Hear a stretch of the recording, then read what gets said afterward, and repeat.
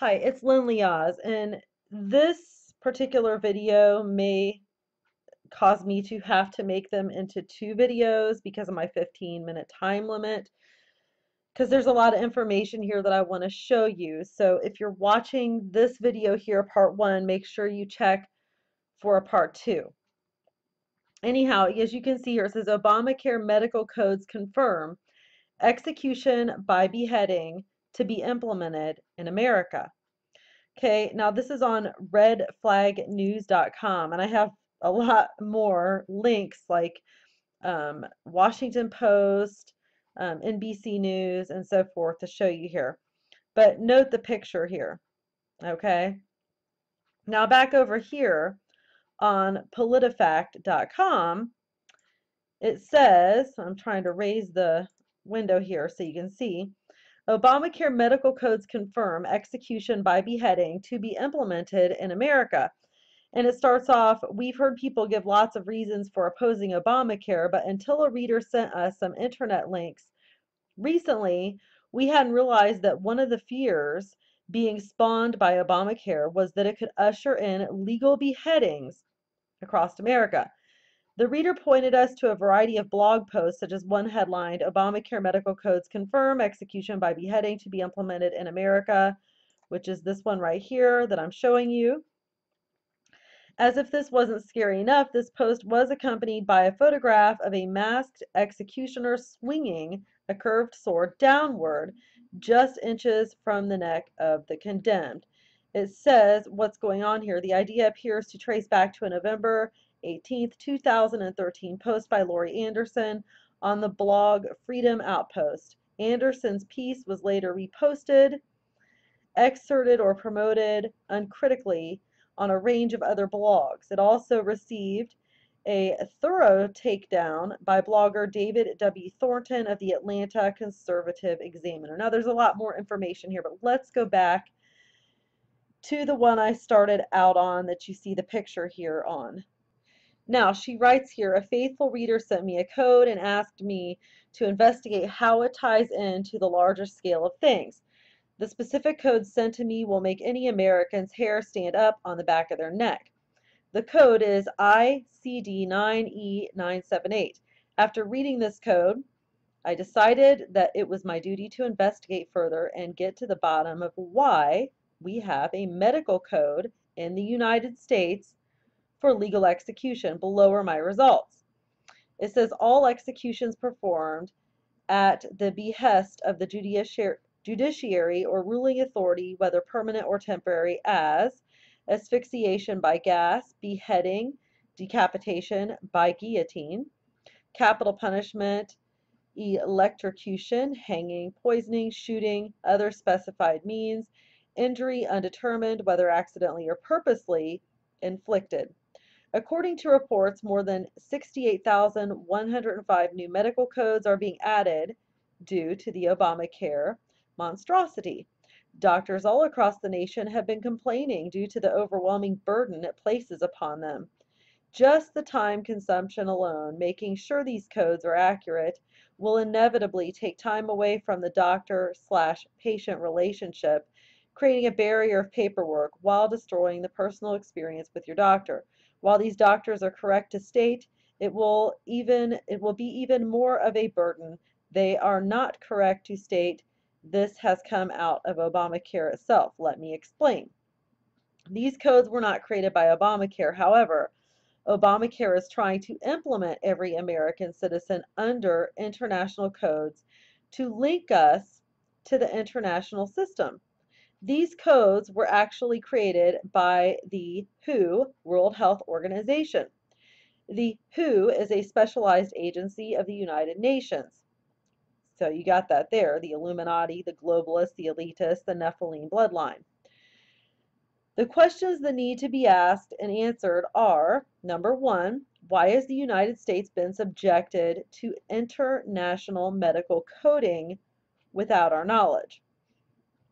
Number two, why are we allowing coding that goes against our principles and our Constitution? Number three, why do we have a code for legal execution, which is illegal in America? with the exception of those given the death penalty after trial by jury. So reread that there. Why do we have a code for legal execution, which is illegal? Okay, they're not saying a legal execution after trial by jury is illegal, but they're talking about legal execution without a trial. Okay, why do we have a code for legal execution, which is illegal in America, with the exception of those given the death penalty after trial by jury? Number 4, when did the Department of Homeland Security find out about this coding? Why haven't they addressed this since they are supposed to protect the people? Why is DHS sending any kind of medical coding to the states? Why haven't the doctors spoken out to make Americans and Medicare recipients aware that their information has been given to an international body? Number 7, why haven't they made people aware that the WHO is a specialized agency of the United Nations and directly linked to the League of Nations under the guise of collecting data? Number 8, why would we allow forced medical coding through congressional bills to come from an organization that supports UN Agenda Number 21, Millennium Development Goals, and supports the eradication of sprawl, which is average people like you and I?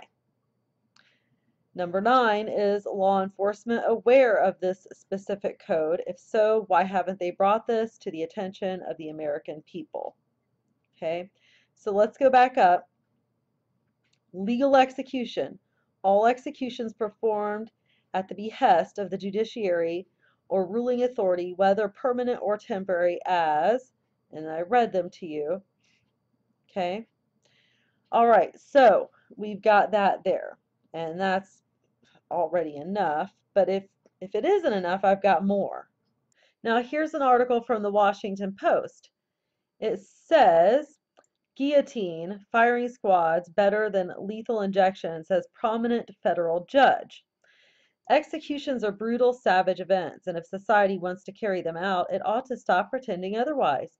Forget about lethal injections and return to more primitive and foolproof methods, like the guillotine, or on second thought, the firing squad.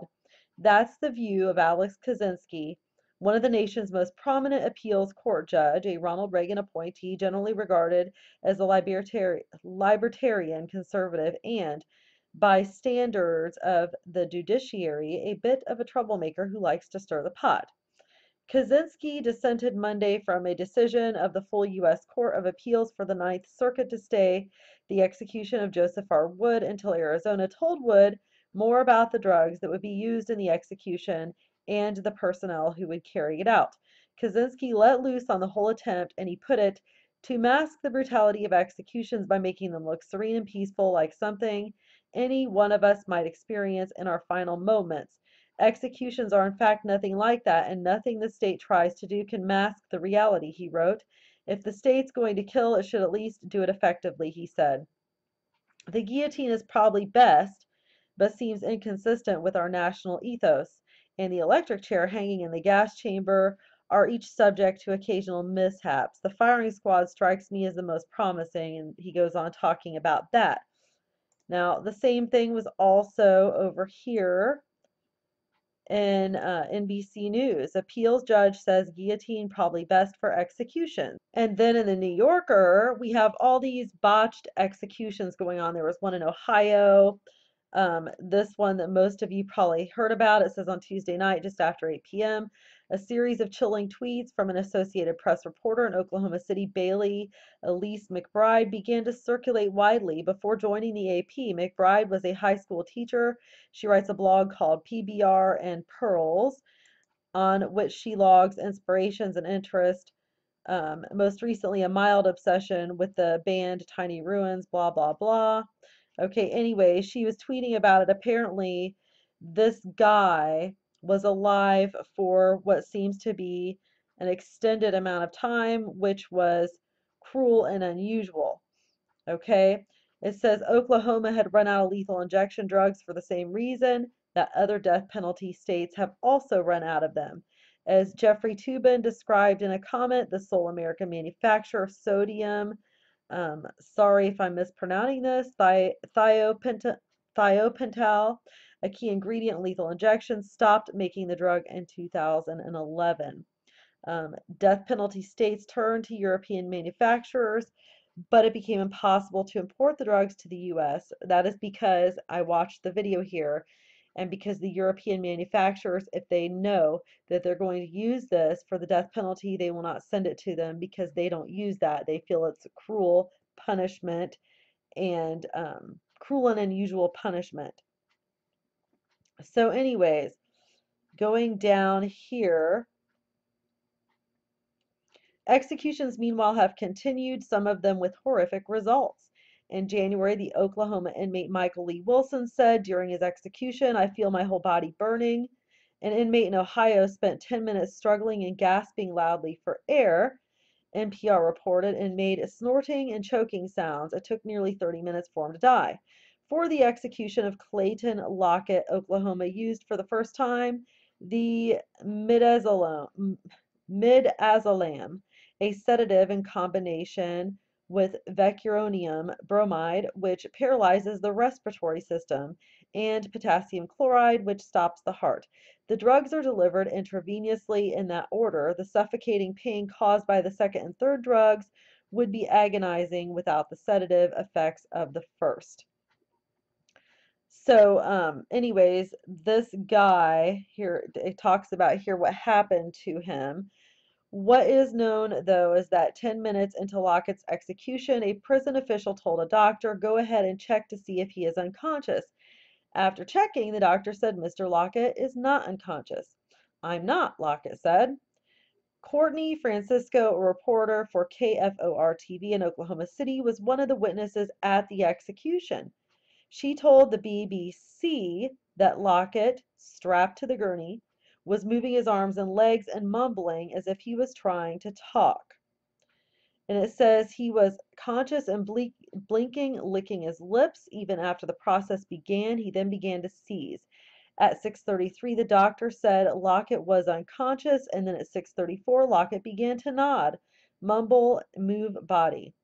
Witnesses reported that Lockett seemed to try to sit up. At one point, he said, "Man." Observers heard a prison official say, "Something's wrong." And then the blinds on the observation window were closed and the witnesses were let out. Checking to see the status of Lockett and whether he is alive or dead or in transport to the hospital. Sedated 7 minutes into execution, at that time began pushing second and third drugs. Some concerned drugs were not having an effect. 7:06, inmate Clayton Lockett suffered heart attack and then finally died. Prison director has stayed execution for the second inmate, Charles Warner, for 14 days. Lockett's vein blew during the execution, preventing the chemicals from effectively entering the body. Okay. So the point to all this is these botched executions is the reason why now they're looking at other options. Some people want to just do away with the death penalty, okay? And some people don't want to do away with it, and I don't think they're going to do away with it. Now, off the subject, I did notice on NBC News's article, they have a video, and in the video there are two images of a pyramid or the triangle shape. This is the second one that shoots it goes by real fast. In fact, it was really hard to pause on this clip. I thought it was kind of interesting. We know the UN, as I just read to you in a different article, has a lot to do with this. It's almost like, okay, they're trying to leave their mark here and let us know something. That's what it seems like. Now, these people have done some terrible things. Lockett was executed for a crime he committed in 1999. He shot a 19-year-old girl named Stephanie Neiman with a sawed-off shotgun, and then he watched as a pair of accomplices buried her alive. Charles Warner, the inmate who was to be executed after Lockett, was convicted of raping and killing an 11-month-old baby girl in 1997. This is not about whether these two men are guilty. That is not in dispute. Okay, it's just about they feel it comes down to whether we trust the government enough to allow it to kill its citizens, even guilty ones. So what's this? Rather, it comes down to whether we trust the government enough to allow it to kill its citizens, even guilty ones, in a secret process. That statement there kind of makes no sense to me. Okay, there's going to be a part 2. I've got to stop here, so look for my next video.